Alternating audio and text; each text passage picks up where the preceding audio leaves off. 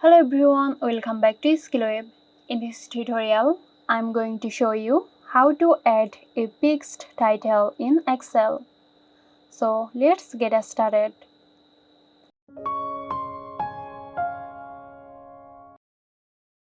I start by opening the Excel worksheet where you want to add a fixed title. Next, select the cell where you want to add your fixed title. Now go to the View tab in the Excel ribbon and click Press Pans.